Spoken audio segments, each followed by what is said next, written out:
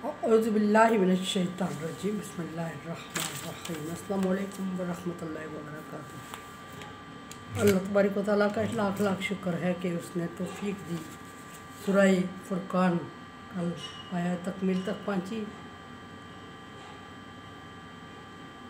कल भी दुआ की थी, आज भी यही दुआ कर रही हूँ। हमेशा यही दुआ करती हूँ कि अल्लाह ताला इसमें होने वाली गलतियों को तइयों को माफ़ फरमा और इसको अपनी बारगाह में कबूल फरमा और मरते दम तक दीन का काम लेते रहना और उस तरह काम लेना जिस तरह तू चाहता है, उस तरह नहीं जिस तरह हम कर रहे हैं।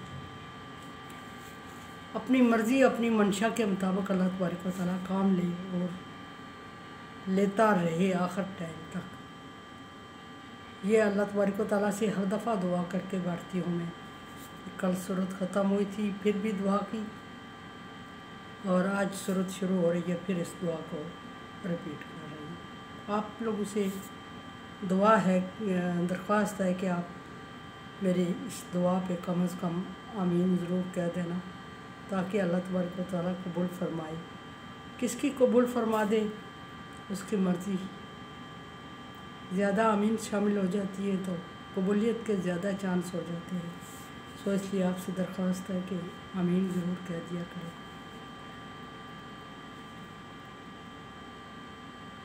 आयात सूरह शूरा मक्की सूरत है और 227 आयात और 11 रुकू पर मुश्तमिल है। और इसको सूरह शूरा क्यों कहा गया है? आयत नंबर 223 में लफ्ज़ शूरा ज़िक्र है जिसकी निस्बत से इसको सूरह शूरा कहा गया है। शुरा शायर की जमा है। अब ये आयत में जब आयत ज़ेर बहस होगी तो बात होगी कि शूरा यहाँ क्या बोला गया, क्यों बोला गया, इसकी वजाहत, इसका मकासद क्या है, वो उस वक्त के लिए छोड़ देते हैं। अब देखते हैं कि सूरत हरूफ मुक़त्तियात से शुरू होती है ये सूरत और हरूफ मुक़त्तियात का तारुफ पीछे बारहा सूरतों में गुज़र चुका है। और थोड़ी सी वजाहत ये कर दूं कि ये अल्लाह और रसूल के दरमियान रमज़ और इशारे हैं और हम में से किसी को भी इसका मानी और मतलब नहीं आता। अगर कोई समझता है कि किसी को आता है तो वो गलत फहमी है उसकी। और हमारा इस पर ईमान लाना ज़रूरी है कि जो भी है हक़ और सच है, बस इतनी सी बात है और अल्लाह की तरफ से नाज़िल करता है, इतना ईमान काफ़ी है। आगे जो नंबर 1 हरूफ मुक़त्तियात पे बात हुई। नंबर 2 ये कि इस आयत में जो मज़ामीन बयान हो रहे हैं वो ज़िक्र करेंगे। पहला जो मज़मून इसमें बयान हुआ है, पहला टॉपिक नबी सल्लल्लाहु अलैहि वसल्लम को झुटलाने वाले का हाल और उनसे इंतकाम ज़िक्र हुआ है। नंबर 3 वाक़या हज़रत मूसा अलैहिस्सलाम और फ़िरौन का ज़िक्र है और मूसा अलैहिस्सलाम की ज़ुबानी रब की शान बयान हुई है, वो इस सूरत में ज़िक्र है। और मूसा अलैहिस्सलाम के मोजज़ात में से एक मोजज़ा ज़िक्र है जिसको यद बैज़ा कहते हैं। यद बैज़ा की तारीफ़ भी पीछे गुजर चुकी है, फिर अर्ज़ करती चलूँ कि इसका मतलब है कि सुर्ख़ हाथ मूसा अलैहिस्सलाम के मोजज़ात में से एक मोजज़ा है। और मूसा अलैहिस्सलाम ने अपने बगल में अल्लाह के हुक्म से हाथ डाल के निकाला तो वो चाँद की तरह चमक रहा था। इसको यद बैज़ा मोजज़ा मूसा। नंबर 6 पे मूसा अलैहिस्सलाम और जादूगरों का मुकाबला ज़िक्र है। फ़िरौन ने सारे जादूगर बना लिए थे, वाक़या पीछे ये भी गुजर चुका है। और नंबर 7 पे ये बात ज़िक्र है कि हक़ गालिब है और बातिल हमेशा मग़लूब हुआ है और होता रहेगा। नंबर 8 फ़िरौन के चंगुल से बनी इसराइल की आज़ादी ज़िक्र है। और नंबर 9 पे फ़िरौन और कौम फ़िरौन का अंजाम ज़िक्र है। नंबर 10 पे इसमें जो चीज़ हज़रत इब्राहीम अलैहिस्सलाम की दावत तौहीद का ज़िक्र है। हज़रत इब्राहीम अलैहिस्सलाम ने अपने आबा व अजदाद को जब दावत तौहीद दी तो उसका क्या अंजाम हुआ और क्या रवैया और क्या रिएक्शन हुआ। اور نمبر 11 پہ اللہ تبارک و تعالیٰ کی حضرت ابراہیم علیہ السلام کی زبانی اللہ تبارک و تعالیٰ کا تعارف ذکر ہوا، اور نمبر 12 پہ حضرت ابراہیم علیہ السلام کی مشہور دعا ذکر ہے۔ اب نمبر 12 پہ حضرت ابراہیم علیہ السلام کی مشہور دعا۔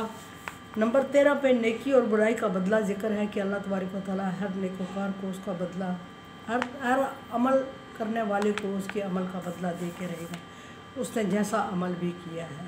اچھا کیا ہے تو اچھا بدلہ ملے گا، برا کیا ہے تو برا بدلہ ملے گا۔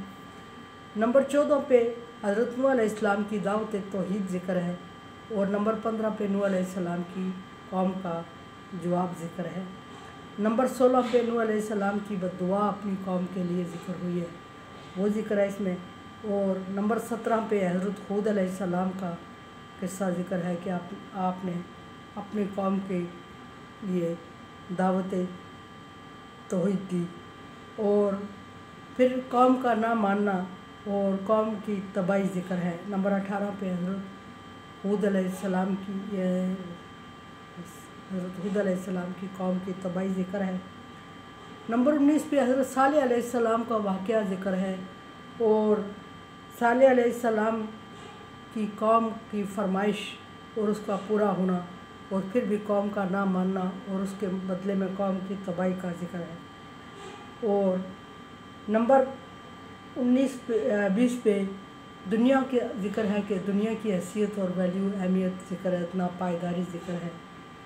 اللہ تبارک و تعالیٰ نے دنیا کو ناپائیدار اور بے مقصد قرار دیا۔ بے مقصد بھی تو نہیں ہے، اگر بے مقصد ہوتی تو ربنا آتنا فی الدنیا حسنہ کرنا ہوتا۔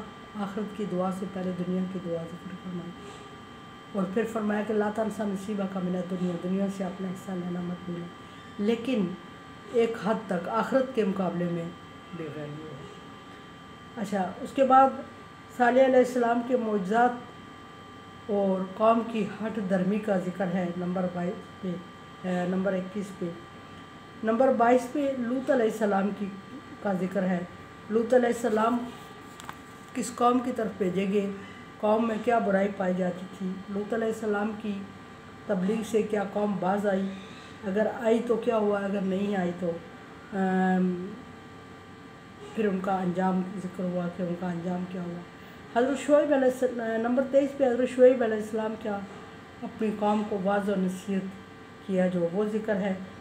اور شعیب علیہ السلام کی قوم میں پائی جانے والی ایک برائی، ناپ تول میں کمی بیشی، اس کا ذکر ہے۔ اور حضرت شعیب علیہ السلام کی قوم نہ مانی، اور شعیب علیہ السلام کی قوم کا صفاستی سے مٹ جانا ذکر ہے۔ اور اس کے بعد نمبر 26 پہ نبی صلی اللہ علیہ وسلم کو ذکر ہوا، اور آپ کی تعریف کرتے ہوئے فرمایا کہ آپ کا دل قرآن پاک کا مسکن ہے۔ اور نمبر 27 پہ قرآن کی حقانیت کے ٹھوس ثبوت، واضح بیان، مدلل ثبوت ہے۔ اور نمبر 28 پہ عذاب بعد از حجت ذکر ہے۔ اور نمبر 29 پہ اللہ تبارک و تعالیٰ کی طرف فرمایا گیا کہ قرآن اللہ تبارک و تعالیٰ کی طرف سے نازل کردہ کتاب ہے۔ اور نمبر 30 پہ کوئی صفحہ پر آپ صلی اللہ علیہ وسلم کا علانیہ تبلیغ پہلی بار باعلان آپ نے تبلیغ توحید کا اعلان کیا۔ اور نمبر 31 پہ قرآن کا تعارف اللہ تبارک و تعالیٰ نے فرمایا کہ قرآن کسی کاہن، شیطان یا شاعر کا کلام نہیں ہے، بلکہ اللہ تبارک و تعالیٰ کی طرف سے نازل کردہ کتاب ہے۔ قرآن سمجھے، دیکھیں، سمجھے اور سبسکرائب کریں، اور صدقہ جاریہ میں میرا ساتھ دیں۔ اللہ تبارک و تعالیٰ کا حکم، تعاونوا علی البر والتقوی، نیکی اور بھلائی کے کاموں میں ایک دوسرے سے تعاون کریں، تعاون کریں، صدقہ جاریہ میں میرا ساتھ دیں اور شیئر کریں۔ اللہ حافظ۔